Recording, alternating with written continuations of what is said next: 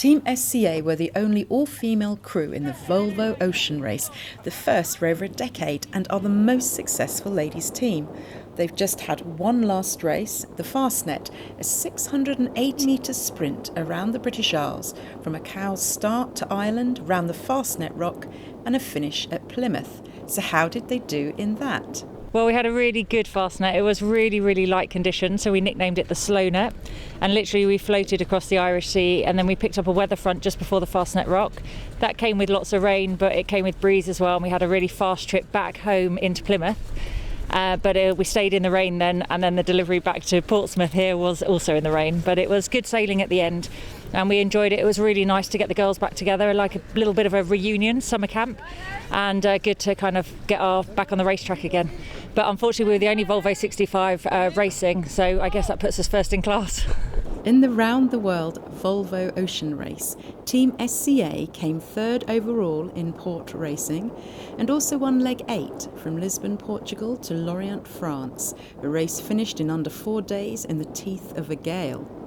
Not only were they the first ladies team in 25 years to do so, they won by the biggest time margin in any leg. It was interesting because we always said that we were going to develop as the race went on, and leg 8 was our moment to shine, and that was the moment in history as well. The first time ever an all-female crew have got line honours in a Whitbread or a Volvo around the world race, and I think it really kind of put women sailing on the map. We'd talked about it for some time, saying the shorter legs were going to benefit us, and it was really nice to actually put what we'd said into practice and make it actually happen, and it really made a difference. I think it changed our race for us, it changed the opinion our peers had of us, and kind of made people accept that we were racing on a level playing field with the guys. Why do you think it makes a difference it being females, as opposed to males racing? Well, when we're out there, there's no gender. The sea doesn't care, the waves don't care, the wind doesn't care, and we're doing exactly the same job on exactly the same boats. So we don't really see a gender issue, but we are still in a very male-dominated environment, and we're trying to right that and make it really normal for the girls to be out there.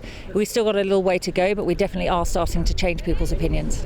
During their 9 months racing around the world, the ladies also had another aspect to their work, representing the brand values of their sponsor, global hygiene and forestry company, SCA.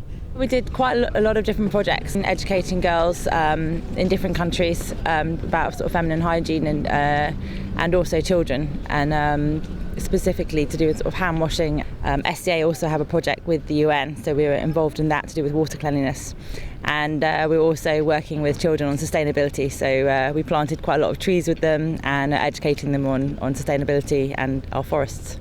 To us, this was always about much more than a race. Our corporate and social responsibility is at the very heart of SCA. So we've utilised every single stopover and indeed the girls themselves to engage in local proactive CSR activity. But was it all lip service? Or will what they've done make a difference?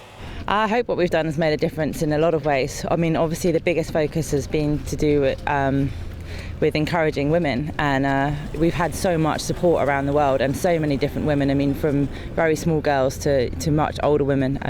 One lady, she was in her 90s, even drove halfway across the US to come and see us when we stopped over in Newport.